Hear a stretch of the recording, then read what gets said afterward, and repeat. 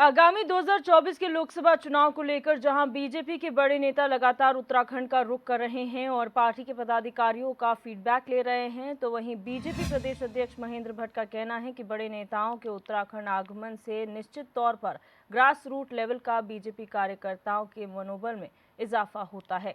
साथ ही उन्होंने दावा किया है कि इस बार के लोकसभा चुनाव में पार्टी प्रचंड बहुमत के साथ सरकार बनाने वाली है।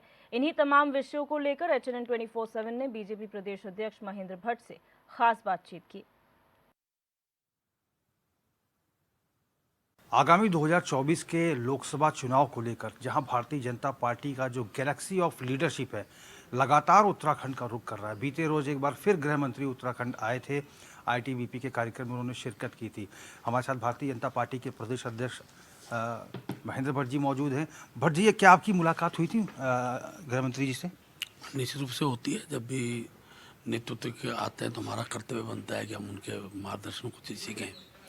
तो अभी दूसरी बार उनका इन 2-3 महीनों के समय में हुआ है। और वैसे भी देवभूमि है और हमारे चारों धाम के जब कपाट खोलते हैं तो भारत ही नहीं पूरे विश्व के धर्मावलंबी वो उत्तराखंड आना चाहते हैं। और हम सबका सौभाग्य है कि प्रधानमंत्री का दौरा हुआ। भारत सरकार के लगभग सभी मंत्रियों ने उत्तराखंड सीमावर्ती क्षेत्र का उनका दौरा हुआ है। और जो सीमावर्ती गांव हैं, सीमावर्ती गांवों के प्रति जो लगाव है, सीमावर्ती गांव में जो द्वितीय पंक्ति के रक्षक होते हैं उनका विश्वास जीतना और उनको हर प्रकार की सुविधा प्राप्त हो, इसकी निगरानी करना एक प्रधानमंत्री मोदी जी ने अपने जीवन में एक बहुत बड़ा एक कार्य, मैं कहूँगा कि कार्यकर्ताओं को सिखाया है। तो हम लोग जब भी हमारे नेतृत्व आते हैं तो निश्चित रूप से कुछ न कुछ नई बातें सीखने को मिलती है। संगठन विस्तार की भी चर्चा होती है। हर प्रकार का फीडबैक भी केंद्र नेतृत्व पहुंचता है। और कहीं हमारी कमी है तो उसका वो कमी को भी हमारे सामने रखते हुए हम उसको भविष्य के अंदर उन कमी सुधार के भी रचना हम लोग तैयार करते हैं। अच्छा जी, एक अलग सी पॉजिटिव बॉडी लैंग्वेज जो है भारतीय जनता पार्टी के कार्यकर्ताओं की, पदाधिकारियों की दिखती है। और आपको क्या लगता है, आप इतने सीनियर नेता हैं, बीजेपी के लीडर हैं, बड़े नेता जब उत्तराखंड आते हैं आपको लगता है जो ग्रास रूट पर काम करने वाला कार्यकर्ता है उसका जो मनोबल है वो बूस्ट होता है? निश्चित रूप से हम तो संगठन आधारित कार्यकर्ताओं के बल पर यहाँ तक पहुँचे हैं और हमारा नेतृत्व गंगोत्री के समान पवित्र होता है। कार्यकर्ता अपने नेतृत्व से बहुत कुछ सीखता है। और मैं अपना ही नहीं, मैं कह सकता हूँ देश के अंदर राजनीतिक क्षेत्र में अगर राजनीतिक नेतृत्व को एक नेतृत्व के रूप में खड़ा करने का काम और उनके से लोगों ने प्रेरणा लेने का काम किया तो केवल भारतीय जनता पार्टी के नेता। अध्यक्ष जी, एक विचित्र प्रकार का शैली है प्रधानमंत्री मोदी की। दिवाली में सारे काम काज छोड़कर ऐसे लोगों से मिलने जाते हैं जो सीमा पर, जो रक्षक हमारे काम कर रहे हैं, देश की सेवा कर रहे हैं, ऐसे लोगों के साथ PM दिवाली मनाते हैं। उनकी इस कार्यशैली को किस रूप में देखते हैं और देश किस रूप में देखता होगा? देखिए, वैसे तो प्रधानमंत्री जी का अगर व्यक्तित्व की बात करूं तो आज उन्होंने प्रत्येक नागरिक हृदय में स्थान बनाया है। तो आंतरिक सुरक्षा, बाह्य सुरक्षा का विषय हो, इन सब विषयों एक दिन वो भी था ना कि विज्ञापन चलते थे कि ऐसी वस्तु को हाथ में लगाए बम भी हो सकता है। यही तो देश था वो। इस देश के अंदर अगर इस प्रकार की जो आसुरी शक्तियाँ थी जो देश के अंदर विघटन के तत्व उत्पन्न करती थी और जो सीमावर्ती क्षेत्र में भी सैनिकों को सम्मान न मिलने के भाव के साथ रक्षा की उम्मीद रखती थी, देश की रक्षा की, आज ऐसे लोगों को भी प्रधानमंत्री ने आईना दिखाने का काम किया है। अध्यक्ष जी, हमने बीते दिनों बहुत सर्वे किया। हमने कबाड़ी वालों से बात की, हमने सब्जी वालों से बात की, हमने महिलाओं से बात की, हमने धोबियों से बात की, हमने व्यापारियों से बात की। कुछ एक मसले रहे महंगाई का, बेरोजगारी का, लेकिन अंत में उनकी पहली पसंद मोदी ही थे।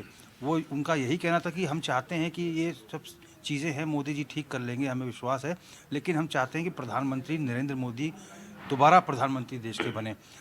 कांग्रेस कहती है कि ऐसे लोग अंधभक्त होते हैं। क्या कहेंगे, प्रधानमंत्री मोदी को क्यों लोग इतना स्वीकार करते हैं? देखिए, कांग्रेस की टिप्पणी बौखलाहट की टिप्पणी होती है। अंधभक्ति भी ईश्वरीय पक्ष होता है।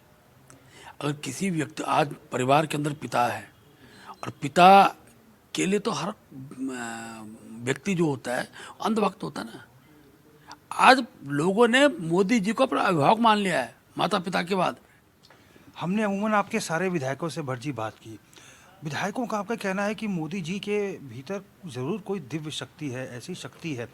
अब वो दृश्य भी हमें याद आता है कि जब आप लोग 14 का चुनाव जीते थे, आडवाणी जी ने कुछ वक्तव्य दिया था तो मोदी जी रोने लगे थे। उन्होंने कहा था भारतीय जनता पार्टी मेरी माँ है और एक बेटा कभी माँ पर एहसान नहीं करता।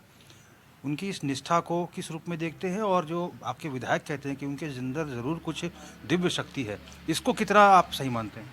देखिए, ये कोई भावनात्मक विषय का नहीं है।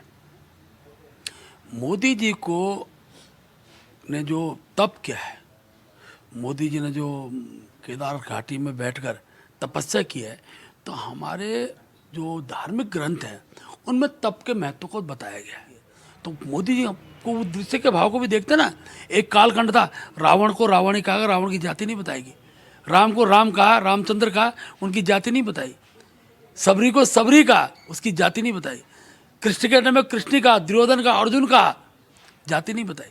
इसलिए उस दिशा की ओर अगर बढ़ाने का काम आज मोदी जी कर रहे हैं, तो ये मान के चलिए कि मोदी जी का वो भाव, वो ईश्वरीय भाव जो है, देश को एक करने का जो भाव है, और अगर हमारे कोई विधायक उनको उस रूप में देखते हैं तो स्वाभाविक रूप से उनको लगता है कि आज देश के लिए इनकी आवश्यकता है। धन्यवाद अध्यक्ष जी। धन्यवाद। हमने बात की भारतीय जनता पार्टी के प्रदेश अध्यक्ष महेंद्र भट्ट जी से। भट्ट जी ने साफ तौर पर कहा है कि मोदी जी के चमत्कारी और दिव्य स्वरूप के आगे विपक्ष घबरा चुका है और आगामी 2024 के लोकसभा चुनाव में भारतीय जनता पार्टी प्रचंड बहुमत के साथ सरकार बनाएगी। HNN 24/7 के लिए अपने कैमरा पर्सन हरीश भट्ट के साथ रोहित विक्रम सिंह, देहरादून।